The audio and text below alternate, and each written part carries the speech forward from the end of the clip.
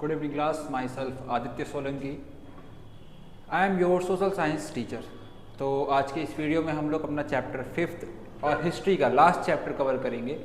और अपनी इस सीरीज़ में हम लोग, आप लोगों को पता ही है कि हम लोग MCQs जो मोस्ट इंपॉर्टेंट MCQs हैं आपके बोर्ड एग्जामिनेशंस के लिए, फिर चाहे आप CBSE बोर्ड से बिलोंग कर रहे हो चाहे आप UP बोर्ड से बिलोंग कर रहे हो, ठीक है, दोनों के लिए ही इंपॉर्टेंट है, उसको हम लोग यहाँ पे कवर कर रहे हैं। चलिए स्टार्ट करते हैं अपनी इस वीडियो को फर्स्ट क्वेश्चन से। फर्स्ट क्वेश्चन क्या है? What was the name of the oldest printed book of Japan? यहाँ पे ऑफ होना चाहिए था, ऑफ जापान। जापान की ओल्डेस्ट प्रिंटेड बुक कौन सी है? ठीक है, तो हम लोग पहले अपने ऑप्शंस को देख लेते हैं। कुरान नहीं है, ये हॉली बुक है, ठीक है। इस्लाम की बाइबल, ये भी हॉली बुक है क्रिश्चियंस की, ठीक। उक्यो एक आर्ट फॉर्म है। उक्यो क्या है? आर्ट फॉर्म है। किसके द्वारा डेवलप किया गया था? किटागावा उटामारो के द्वारा। किटागावा उटामारो कहाँ से बिलोंग करते थे? तो ये जापान से ही बिलोंग करते थे। कई बार इनसे वेरी शॉर्ट आंसर्स या आप कह सकते हो कि MCQs देखने को मिलता है, ठीक है। तो किटागावा उटामारो का आप एक बार देख लीजिएगा। अब आते हैं ऑप्शन बी पे, डायमंड सूत्रा, ठीक है। डायमंड सूत्रा जो थी वो ओल्डेस्ट बुक है, कहाँ की? जापान की, ठीक। अगर हम लोग वहीं पे अगर बात करते चाइना की, ठीक, तो वहाँ पे आपका ऑप्शंस क्या होगा? मान लीजिए यहाँ पे अगर चाइना हो तो जापान की जगह पे, ठीक है, तो आपका आंसर क्या होता? तब होता अकॉर्डियन बुक, ठीक है। चाइना की ओल्डेस्ट बुक कौन सी है? Accordion book. चलिए आते हैं क्वेश्चन नंबर 2 पे। During which period were printing presses set up most countries of Europe? कौन सा टाइम पीरियड में से ऐसा है जिसमें ज्यादातर यूरोपियन कंट्रीज में प्रिंटिंग प्रेस इन्वेंट हो गई, सेटअप हो गई थी? अब इससे पहले, इस क्वेश्चन से पहले हम लोग ये समझ लेते हैं कि प्रिंटिंग प्रेस इन्वेंट किसके द्वारा की गई और कब की गई, ठीक है। तो प्रिंटिंग प्रेस आपकी इन्वेंट की गई थी ग्यूटेनबर्ग के द्वारा, ठीक है। जोहानिस गुटेनबर्ग के द्वारा इन्वेंट की गई थी। ये जर्मनी से बिलोंग करते थे, ठीक। और 1430s में इसका इन्वेंशन हुआ। 1430s में इन्वेंशन हुआ और 1450 से लेके 1550 के बीच में, जो 100 ईयर्स का टाइम है, ठीक है, इस बीच में printing press most of the European countries में सेटअप हो गई थी। अब प्रिंटिंग प्रेस के आने से चेंजेस क्या आए? जो प्रिंट हो रहा था वो मास स्केल पे हो पा रहा था, ठीक है, बड़े पैमाने पे हो पा रहा था, जिससे कि जो नॉर्मल लोग थे, ठीक, रिच या एलिट क्लास के अलावा जो वहाँ पे मासेस थे या भीड़ थी, ठीक, लोगों की, वो भी अब प्रिंटिंग मटेरियल्स को परचेज कर पा रही थी, क्योंकि जब आपको पता है प्रोडक्शन ज़्यादा होगा तो जाहिर सी बात प्राइसेस कम होंगे। चलिए हम लोग आते हैं क्वेश्चन नंबर 3 की तरफ। Name the chap books which were famous in France. Chap books होती क्या थी? चैप बुक्स मोस्टली वो पॉकेट बुक्स होती थी, छोटी सी, ठीक, जो कि प्राइस में भी बहुत कम होती थी, जिससे कि जो गरीब लोग हैं, ठीक है, या पुअर पर्सन है, वो भी उसको परचेज कर पाए, ठीक। तो ऑप्शन है आपके Bibliotheque Bleue, Sterling series, pocket books, और डी है नन ऑफ दीज, ठीक। तो फ्रांस, देखिए यहाँ पे अगर केवल चैप बुक्स पूछा जाता तो हाँ ठीक है पॉकेट बुक्स हैं, लेकिन एग्जैक्ट पूछ लिया कि फ्रांस की चैप बुक्स का नाम क्या था, ठीक है। तो फ्रांस में जो चैप बुक चलती थी वो चलती थी बिलियोथिक ब्लू, छोटी सी बुक जिसका ब्लू पेपर होता था, ठीक है, ब्लू कवर पेपर होता था ऊपर का, उसको हम लोग फ्रांस में क्या कहते थे? बिलियोथिक ब्लू कहते थे, ठीक। अब आते हैं क्वेश्चन नंबर 4 पे। क्वेश्चन नंबर 4 क्या है? What were Penney magazines? Penney magazines क्या होती हैं, ठीक। पेनी मैगजीन्स को बनाया गया था जो लेबर्स हैं या फैक्ट्री वर्कर्स हैं, ठीक है, और वुमेन्स हैं, इनको देने के लिए या इनको टारगेट करके, ठीक है, इनकी टारगेट ऑडियंस लेबर्स और वुमेन्स ही हुआ करती थी, ठीक। Special made for womens, manual teaching proper behaviour, manual teaching housekeeping, all of the above, ठीक है। अब पेनी मैगजीन्स ने टारगेट किया था उस टाइम पे वुमेन्स को, ठीक है, और ये केवल वुमेन्स के लिए बनाई जाती थी। ऑप्शन बी, देखो आपका पहला ऑप्शन तो सही है कि हाँ वुमेन्स को टारगेट किया था, ठीक। सेकंड ऑप्शन क्या है? मैनुअल्स टीचिंग प्रॉपर बिहेवियर, और इनमें वुमेन्स को बताया जाता था कि प्रॉपर बिहेवियर आपको किस तरीके से बिहेव करना चाहिए घर में, ठीक। साथ में टीचिंग हाउस कीपिंग, और अपने जो हाउस होल्ड वर्क है, ठीक है, या हाउस होल्ड रिस्पॉन्सिबिलिटीज हैं, उनको कैसे कैरी ऑन करना चाहिए, ठीक। तो ये ऑप्शन भी आपका सही है, इस वजह से आप ऑप्शन डी को टिक करोगे, ऑल ऑफ द अबव, ठीक है। यानी कि पेनी मैगजीन्स के जो फीचर्स थे वो क्या क्या थे? Special made for womens, second manual teaching for proper behaviour, third manual teaching for house keeping, ठीक। तो इस वजह से आपका ऑप्शन डी जाएगा all of the above. Fifth पे आते हैं, who introduce hand printing technology in Japan. Japan में जो हैंड प्रिंटिंग टेक्नोलॉजी पहुंची वो किसके द्वारा पहुंची थी, ठीक है, या किसके थ्रू पहुंची थी। अब हम लोग यहाँ पे जरा ऑप्शंस को देख लेते हैं। पहला बुद्धिस्ट मॉन्क्स। अब एक चीज़ को समझिएगा, यहाँ पे हल्का सा कंफ्यूजन होता है। सबसे पहले हम लोगों ने देखा कि यहाँ कहाँ पे डेवलप हुई, चाइना में हुई। चाइना से जापान कैसे पहुंची, चाइना से जापान पहुंची थी बुद्धिस्ट मॉन्क्स के थ्रू, ठीक है, बुद्धिस्ट मॉन्क्स के थ्रू।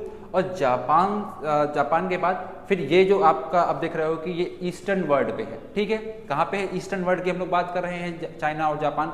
फिर यहाँ से वो ट्रैवल की, यूरोप पहुंची, यूरोप का पहुंची 1295 में पहुंची, किसके थ्रू पहुंची, ठीक है। तो यहाँ पे जो ऑप्शन आपको मार्को पोलो दिख रहा है, तो मार्को पोलो के थ्रू ये जो आपका प्रिंटिंग टेक्नोलॉजी थी, या वुड ब्लॉक प्रिंटिंग जिसे आप कहते हो, हैंड प्रिंटिंग जिसे आप कहते हो, ठीक है, वो ईस्टर्न वर्ल्ड से यूरोप में एंटर की, ठीक है। और यूरोप में एंटर करने के बाद वहाँ पे हैंड प्रिंटिंग ही रेगुलर चलती थी। उसके बाद जब 1430s में ग्यूटेनबर्ग के द्वारा प्रिंटिंग प्रेस इन्वेंट हुई, ठीक है, तो वहाँ पे प्रिंटिंग एक तरीके से कह सकते हो कि बूस्ट कर गई, ठीक है, और लार्ज स्केल पे प्रिंटिंग होने लगी। अब आते हैं हम लोग सिक्स क्वेश्चन पे। आपका सिक्स क्वेश्चन क्या कह रहा है, Jyotiba Phule wrote about the injustice of caste system in his book. Jyotiba Phule ने जो कास्ट सिस्टम का डिस्क्रिमिनेशन था, इनजस्टिस था, ठीक है, उसको अपनी बुक में लिखा, और वो यहाँ पे बुक का नाम आपको बताना है, ठीक। तो फर्स्ट बुक जो है आपकी गुलामगिरी, ठीक है, गुलामगिरी में ही इन्होंने जो डिस्क्रिमिनेशन होता था कास्ट बेसिस पे, यानी कि जो आपके लोअर कास्ट होती थी, ठीक है, उनके अगेंस्ट जो डिस्क्रिमिनेशन होता था, ठीक है, उसके बारे में गुलामगिरी में लिखा था। सेवेंथ क्वेश्चन पे आते हैं, the children press was set up in 1857 eight which place, ठीक है। 1857 में जो चिल्ड्रंस के द्वारा चिल्ड्रंस के लिए प्रिंटिंग प्रेस सेटअप की गई थी, वो किस कंट्री में की गई थी। तो आपका ऑप्शन है स्पेन, चाइना, फ्रांस और इंग्लैंड। तो इसका आपका सही आंसर जाएगा फ्रांस, ठीक है, फ्रांस में सेटअप की गई थी। अब आते हैं आप अपने आंसर क्वेश्चन नंबर 8 की तरफ। Which city became the hub of the western style school culture printing, ठीक है। इसमें से कौन सी जो गिवन एग्जांपल्स हैं उनमें से कौन सी सिटी ऐसी है जो कि वेस्टर्न स्टाइल स्कूल या कल्चर का हब बनी है, ठीक है। तो आपका सही ऑप्शन होगा, ऑप्शंस देख लेते हैं, पेरिस, टोक्यो, शंघाई, बर्लिन। तो यहाँ पे सही ऑप्शन होगा शंघाई, ठीक, ऑप्शन सी। अब आते हैं हम लोग क्वेश्चन नंबर 9 की तरफ। In which year Chinese Buddhist missionaries introduce hand written technology.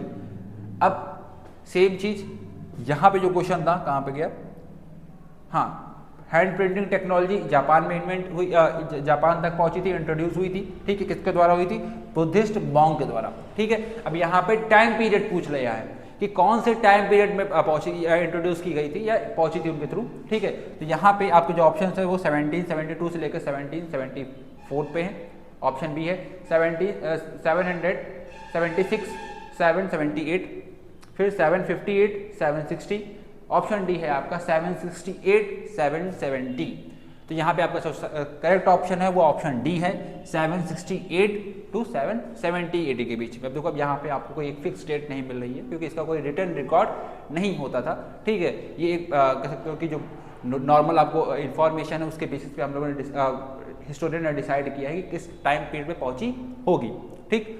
इसी के साथ साथ हमने यहाँ पे एक और डेट बताई थी आपको कि जो प्रिंटिंग टेक्नोलॉजी थी वो यूरोप का पहुंची थी 1295 में, किसके थ्रू पहुंची थी, मार्को पोलो के थ्रू। अब देखिए यहाँ पे जो आपके इस जो चैप्टर में अगर हम लोग देखें, ठीक, तो जो भी बुक्स की बात की जाए, जैसे ज्योतिबा फुले की जो बुक है गुलामगिरी, ठीक है, या छोटे और बड़े का सवाल, ठीक है, ये इनकी बुक नहीं है, लेकिन और भी कई सारी बुक्स हैं, ठीक है, जैसे अमर जीवन।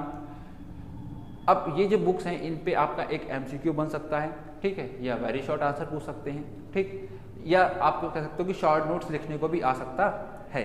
तो इस क्वेश्चन से MCQ बनने के चांसेस ज़्यादा होंगे, और जो आपके शॉर्ट आंसर और लॉन्ग आंसर हैं उनके लिए आप वर्नाक्युलर प्रेस एक्ट या और भी जो इंपॉर्टेंट टॉपिक्स हैं जो कि आपको टेलीग्राम चैनल्स पे बता दिए जाएंगे, ठीक, या उसकी जो क्वेश्चंस की PDF है वो भी आपको दे दी जाएगी, ठीक। तो आप उस बेसिस पे अपने शॉर्ट आंसर और लॉन्ग आंसर को भी कवर कर लीजिएगा। चलिए हम लोग लास्ट क्वेश्चन की तरफ पहुँचते हैं। Penny magazines were specially meant for, ठीक है। अब हम लोगों ने यहाँ पे अभी पेनी मैगजीन्स को पढ़ा था, ठीक। तो पेनी मैगजीन्स को पेनी मैगजीन्स ने किसको टारगेट किया था? पेनी मैगजीन्स ने टारगेट किया था वुमेन्स को। तो यहाँ पे ऑप्शन आपका क्या होगा? वुमेन, ठीक है। पेनी मैगजीन्स ने किसको टारगेट किया था? वुमेन्स को टारगेट किया था, ठीक। अब इस पूरे चैप्टर को अगर आप देखोगे तो ये चैप्टर इस तरीके से शुरू हुआ है। अगर इसका हम लोग एक रफ मैप बनाएं, प्रॉब्लम ये होती है जब भी हम लोग हिस्ट्री पढ़ते हैं, ठीक है। तो अगर हम लोग यूरोप की बात करें, rise of nationalism in Europe की बात करें, ठीक है, the making of the global world की बात करें, ठीक है, चाहे द प्रिंट कल्चर की बात कर ले रहे हैं इन द मॉडर्न वर्ल्ड।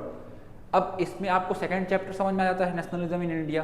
क्यों? क्योंकि आप इंडिया की हिस्ट्री पढ़ रहे हो, ठीक है। आप बचपन से ही जो इवेंट्स आप पढ़ रहे हो इस अपने सिलेबस में, ठीक है, उसके बारे में सुनते आ रहे हो, ठीक। तो आप उसको रिलेट कर पाते हो और अच्छे से समझ जाते हो। बट प्रॉब्लम यहाँ पे आती है, बहुत से बच्चे कंप्लेन करते हैं, सर हमें यही नहीं समझ में आता कौन सा इवेंट कब हुआ। तो जब भी आप हिस्ट्री के चैप्टर्स को प्रिपेयर करा करो या रिविजन किया करो तो एक रफ मैप बना लिया करो, ठीक है। रफ मैप कैसे?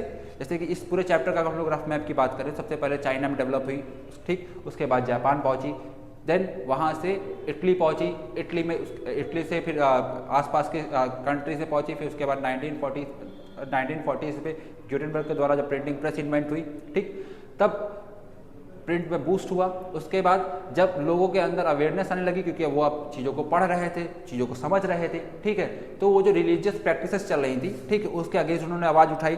तो वहाँ पे आप रिलीजियस रिफॉर्म्स देख सकते हो, ठीक है। आप मार्टिन ल्यूथर किंग को देखोगे, उनकी जो 95 थीसिस थी, ठीक है, आप उसको देखोगे। उसके बाद यूरोप का हो गया, उसके बाद इंडिया में प्रिंट आता है, ठीक है। पोर्तुगीज़ के द्वारा सबसे पहले प्रिंटिंग प्रेस सेटअप की जाती है। कैसे इंडिया के नेशनल मूवमेंट्स इफेक्ट हुए, ठीक है, प्रिंटिंग प्रेस के इन्वेंशन से। वर्नेकुलर प्रेस एक्ट और जो आपके इम्पोर्टेंट राइटर्स हैं, ठीक है, उन्होंने अलग अलग जो सोसाइटी के पोर्शंस थे उसमें जो डिस्क्रिमिनेशन हो रहा था, फॉर एग्जांपल कोई कास्ट डिस्क्रिमिनेशन हो रहा है, अगर वुमेन्स के अगेंस्ट डिस्क्रिमिनेशन हो रहा है, ठीक है, तो जैसे राजसुंदरी देवी जो थी, ठीक, उन्होंने भी अपने व्यूज़ को अपने बुक्स में उतारा कि वो जो वुमेन्स हैं, ठीक है, इंडियन सोसाइटी की, वो क्या फील करती हैं, उनको कौन कौन सी प्रॉब्लम्स को फेस करना पड़ता है, जिससे कि हम लोग उनके प्रॉब्लम्स के बारे में जान पा रहे थे, ठीक। और जब प्रॉब्लम्स को जानते हैं तभी सॉल्यूशन होता है। तो आप हमेशा रफ मैप प्रिपेयर कर लिया करो, ठीक है। जब रफ मैप प्रिपेयर कर लोगे तो आपको सारे टॉपिक्स एक सीक्वेंस में, क्रोनोलॉजिकल ऑर्डर में याद हो जाएंगे, जिससे कि आपको कन्फ्यूजन नहीं होगा, ठीक है। जैसे कि अगर आप नेशनलिज्म इन इंडिया पढ़ रहे हो तो सारे इवेंट्स को एक डेट वाइज अरेंज कर लीजिए। Rise of nationalism in Europe पढ़ रहे हो, सारे इवेंट्स को डेट वाइज आप अरेंज कर लीजिए, एक टेबल बना लीजिए, ठीक है, जिससे कि आप कभी भूलोगे नहीं। चाहे आप एग्जाम्स की बात करो, चाहे आप किसी अपने होम एग्जामिनेशन की बात करो, चाहे आप बोर्ड एग्जामिनेशन की बात करो, क्योंकि बोर्ड एग्जामिनेशन में प्रेशर ज़्यादा होता है, आपके पास काफ़ी बड़ा सिलेबस भी है, ठीक है, और आपको काफ़ी ज़्यादा बड़ा पेपर भी करना होता है। तो उस प्रेशर में कई बार ऐसा होता है कि हम लोग चीज़ों को या हम लोग फैक्ट्स को भूल जाते हैं। तो अगर आप रफ मैप बना लोगे तो वो चीज़ें आपके दिमाग में हमेशा रहेंगी, ठीक है। चलिए आज की वीडियो में इतना ही। हम लोग अपनी नेक्स्ट वीडियो से अब जियोग्राफी की सीरीज़ को कवर करेंगे। आज के वीडियो के लिए इतना ही, यहीं पे रोकते हैं। Thank you very much.